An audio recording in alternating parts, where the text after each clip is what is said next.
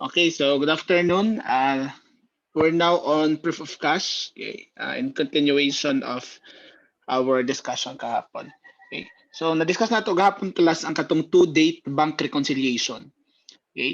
So actually, pwede naman siya ma-compute ang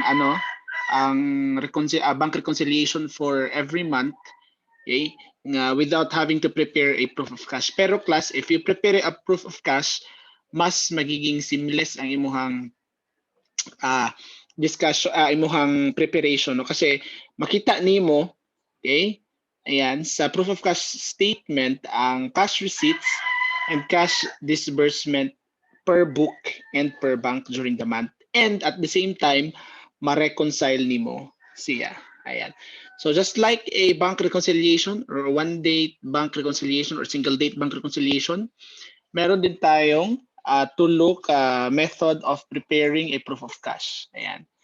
So same pa rin sila class, no? That's the adjusted balance method, the book to bank method, and the bank to book method. So this afternoon, discuss natin ang adjusted balance method. So ito siya, no? Makita niyo sa inyong screen.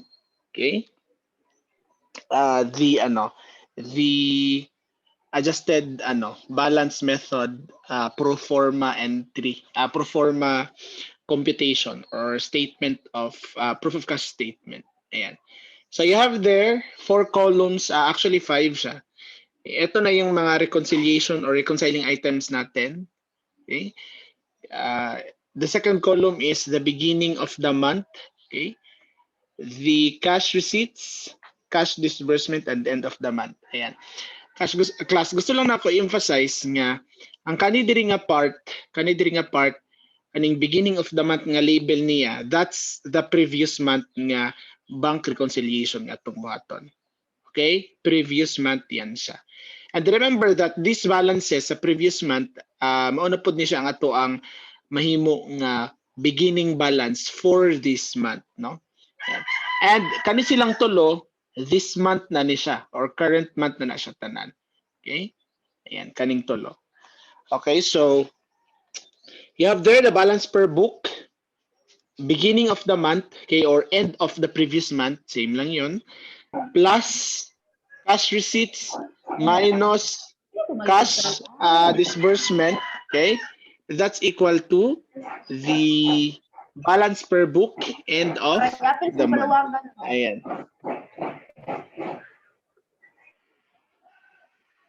Okay. So next is you have there the credit memo. Syempre, that's a book reconciling items as well as the debit memo.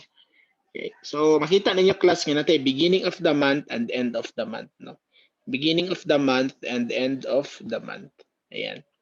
When you say beginning of the month, ito yung sa previous month. Let's say January and February ato ang buhatan of bank reconciliation or proof of cash statement. So kaning beginning of the month pasabot, that's for January, and end of the month, that's for February. Ayan. Okay, so you'll have the adjusted book balance sa tumoy, okay? And the bank balance pod class or the balance per bank, okay? Dito, ayan. So deposit in transit, previous month, current month, outstanding check, previous month, current month. Okay, so hint. If the two amounts are in an adjacent column, pasabot kung tapad sila, okay? Opposite operations, okay? Or treatment is used. Okay? Ayan. Pero kung if they are or if the amounts in a one column apart, same operations or treatment is used. Ayan. Sabot class, for example, kani, dili na to apilon sa ibabaw ha, kani yung tadri dapit. Ayan. So kung kani, nagtapad sila, opposite na ilahang operation, no? Plus, minus, or minus, plus. Kung kani naman class, okay, they are one column apart, pasabot, di sila tapad, no? So, the same na ilang operation. It's either both addition or both subtraction. Yan, yun lang naman, okay? So, meron tayong mga comments dito, but I believe mas dali siya masabtan if we head on directly to the actual illustration or actual computation of a proof of cash or preparation of of a proof of cash statement. Pero before that, meron tayong book to bank balance or book to bank method, okay? Dito, the pro forma, ayan, proof of cash statement. As well as the bank to book method, pro forma din yan siya. Ayan. Pero focus muna tayo sa adjusted method. Ayan. So in your screens right now, can you see the Excel? The Excel? Yes, sir. Okay. So this is the book records no of company X. Ayan. So in the left, may dalawang column dyan for the month of January and the month of February. Ayan. So may balance per book, may balance per bank, book debits, book credits, bank debits, bank credits. You have also there the deposit in transit, the outstanding checks, NSF check, service charge, at saka note collected by bank. Ayan. And the amounts, no? Kung ang amounts na belong sa January, pasabot January. Kung amounts na belong sa February, pasabot for February, yan sila ng mga amounts. Okay? Okay, so let's start now sa pag-prepare sa proof of cash. So ang proof of cash statement class, may heading yan. That's gonna be company X. Then the name of the statement, that's proof of cash. And yung ginagawa natin ng proof of cash is for the month of February. Ayan. Okay? Now, based on the pro forma, ito yung pro forma, no? Ayan. Follow lang natin yan sa class. Ayan. So masayon ni siya kasi given ang tanan nga data, no? For example, if we compute the book balance, okay? Subog lang nato.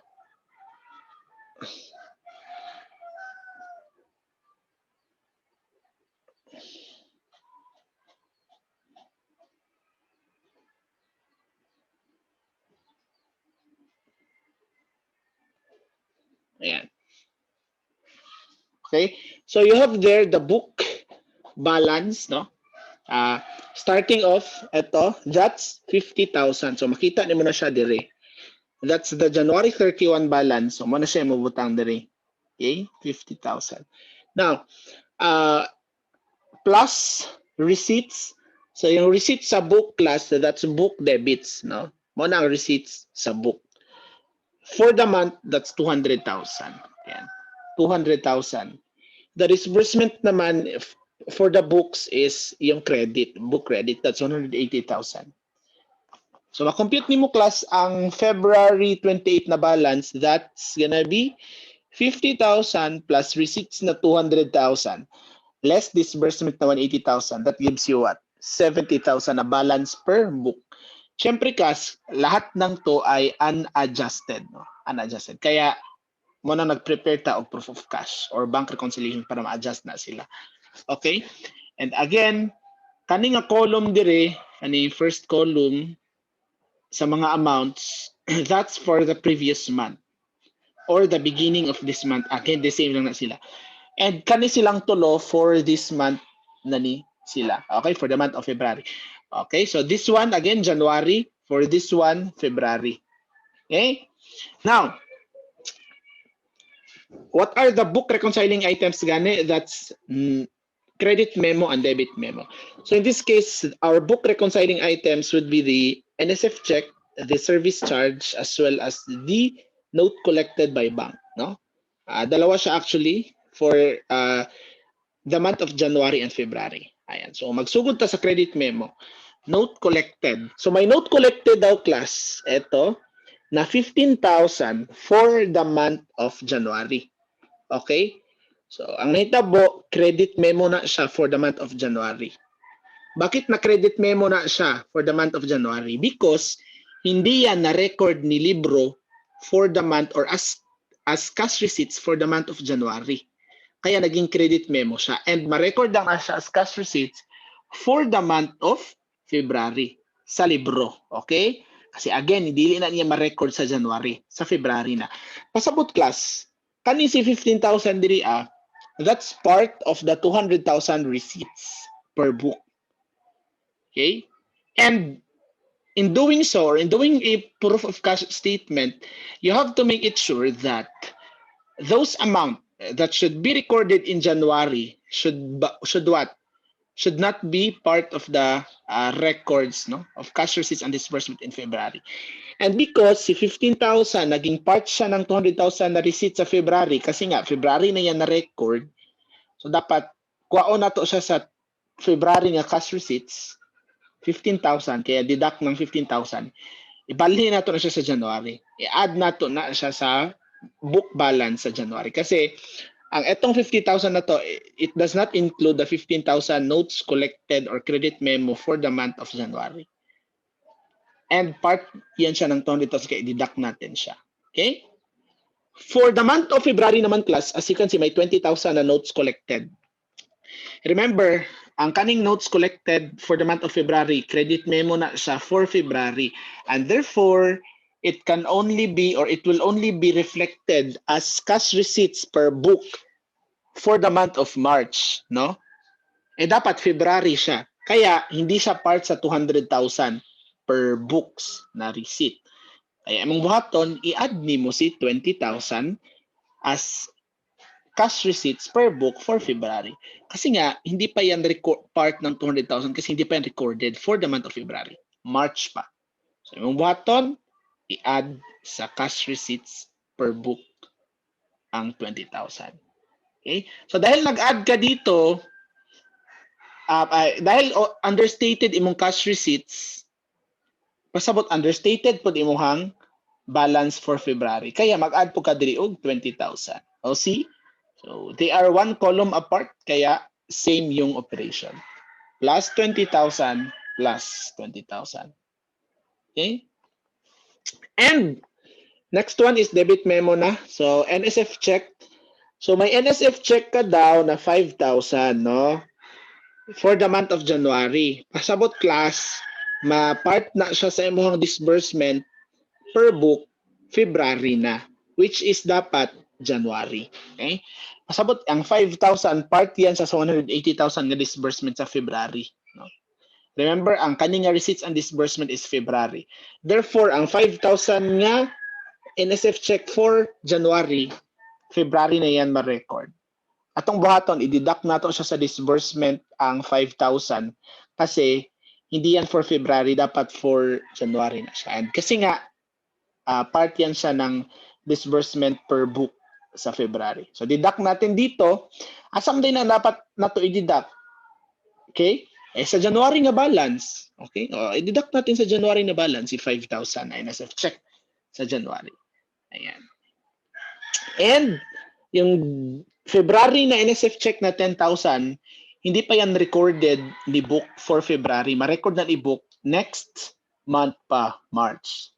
Eh dapat February o i-add natin siya as disbursement for the month. Okay? Ang 10,000 for the month of February. Okay, dahil understated si disbursement kasi hindi niya ni-record ang 10,000 niya NSF check this month. Okay? So overstated ato ang overstated ato ang ending balance per book by 10,000 as well. Kaya magdeduct din tayo ng 10,000 dito. Okay? Or kung dili siya masabtan class, tungod kay tapad man sila, plus man diri o minus ka diri. Ayan. So yung hint kanina, di ba? And lastly is the service charge. Service charge natin January. So ang kanang service charge January, cash disbursement na siya dapat sa January. Na-record na siya ni book pagka February. Napasabot part siya sa disbursement for the month of February. That's why you have to deduct that from the disbursement for the month of February. Okay? Asa mo din na to na siya i-deduct dapat sa bulan sa January. Balance sa January. Deduct. Ayan. Okay? So you can now compute the adjusted book balance for January. That's 50 plus 15 minus 5 minus 1. Okay? So that gives you 59,000 adjusted book balance. Yeah. The adjusted receipts naman per book should be Ito, 206,000. The adjusted disbursement per book, 184,000. The adjusted book balance for February is 80,000. Ayan. So, ma-compute mo din mo siya class by what? 59,000, mga adjusted na, no? 59,000 plus 206,000 minus 184,000. That gives you an adjusted balance of 80,000. Or ma-compute mo na siya gikan diri padulong diri. Ayan. Okay? So, question so far for adjusted book balance, proof of cash, book balance. Ayan. Class, in preparing a proof of cash, dapat ang kaning mga balances diri mag-equal sa balances diri. Ayan. Okay? Question sa daw before we proceed sa bank. Question muna.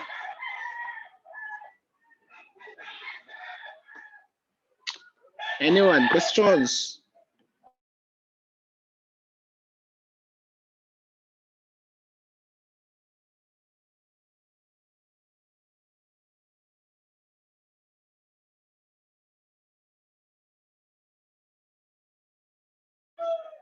Question? Nabay pangutan. Are you still there? Madungog ba ko? Wala yung question, sir. Okay, so no questions. Ayan, so proceed tayo sa bank, no? Sa bank. Ayan. So you have there balance per bank for the month of January. Okay, that's 84,000. Eto, ay 84,000. Plus, remember na ang receipts sa bank is ang bank credits. Basig inyong i-add, inyong i-receipt sa bangko is ang bank debits dili Okay, in the bank's point of view, the receipt or the cash receipts is yung bank credits. Okay, 170,000. Ayan. The bank debits is 130,000. That would be your disbursement. Okay. Ayan, 130,000. Okay.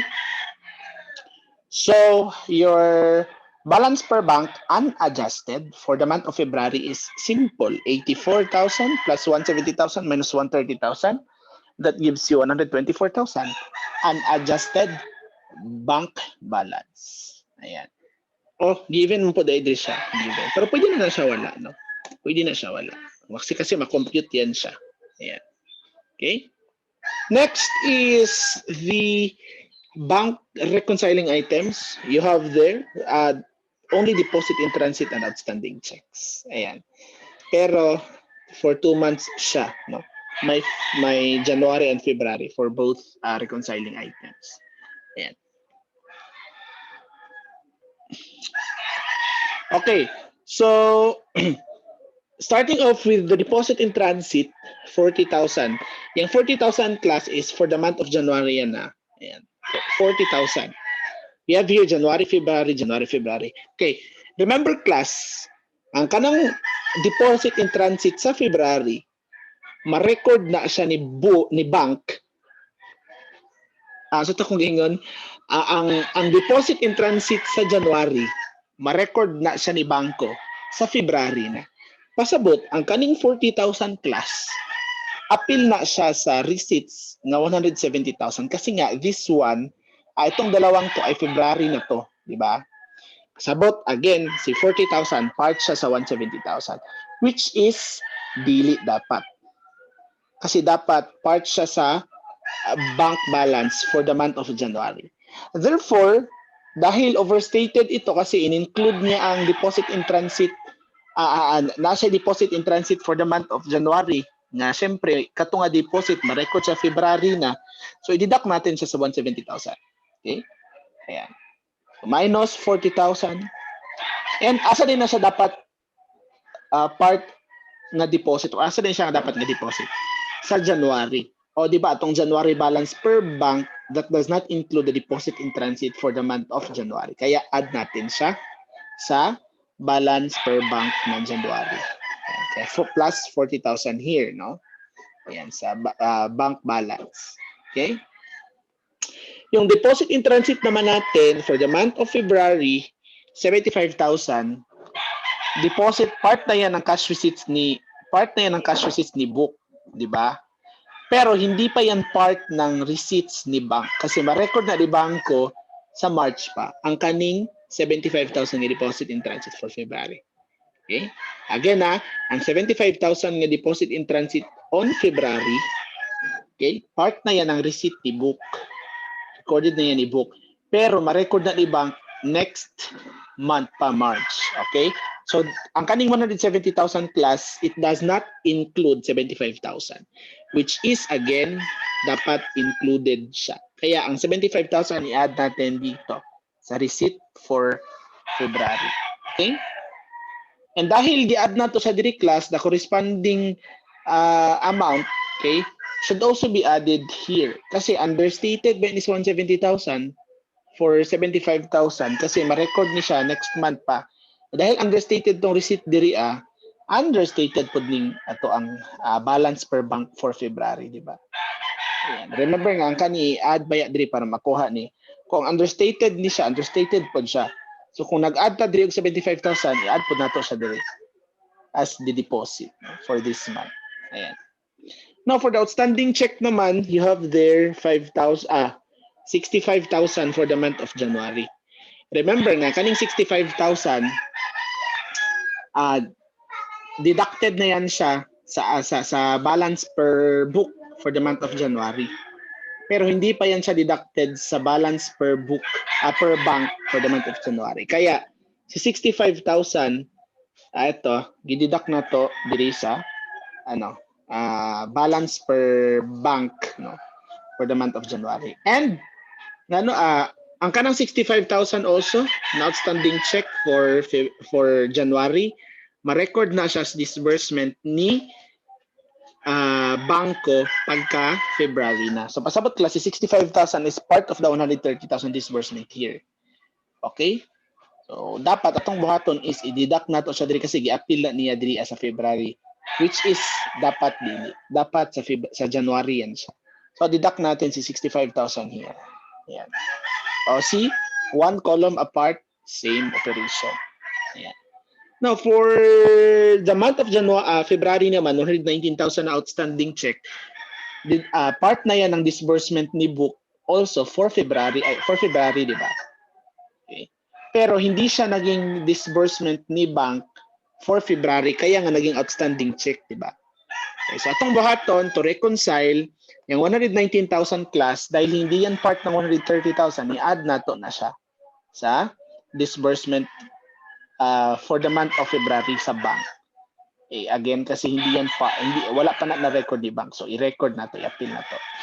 Okay? And dahil understated ito by 119,000, pasabot overstated po ni siya by 119,000.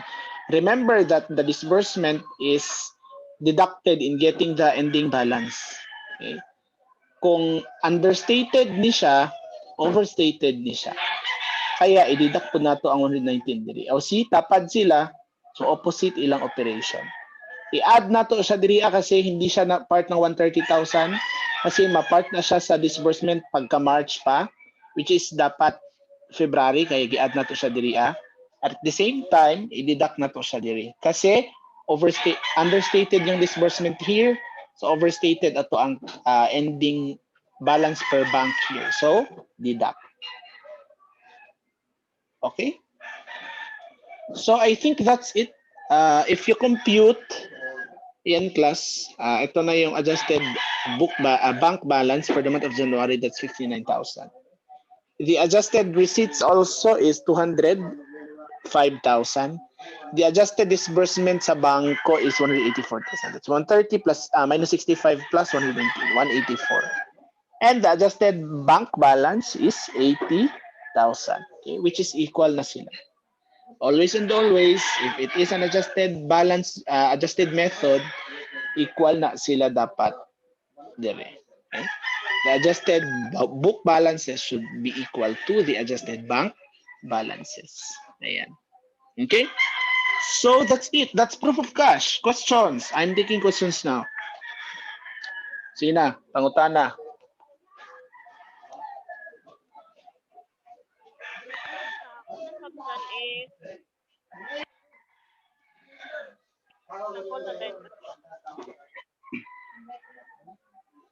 Oh, unsa man imong nasabtan?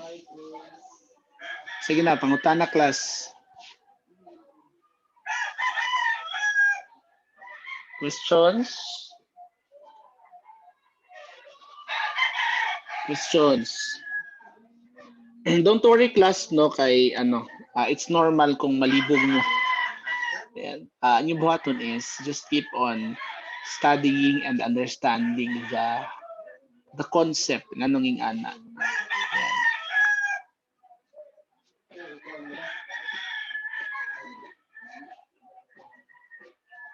Hello, are you still there, people?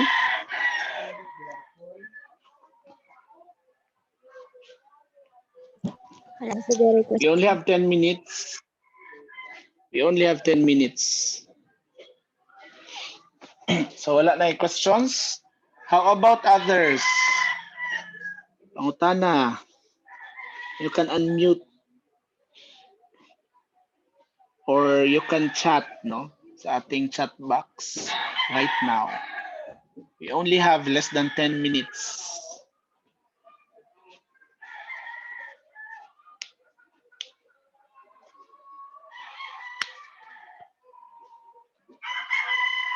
Questions?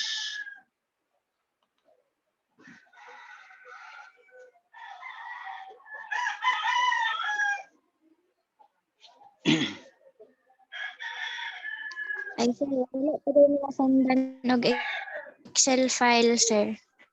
Ansa? Code 2978. Unsa nga Excel Wala pa may file? nasendan og Excel file atong ni Okay. po, sir. Kay class, ang katong magog nga Yes. yes, katong Excel file manggod is naamo to sa SIM, no? I mean, ang katong nasa Excel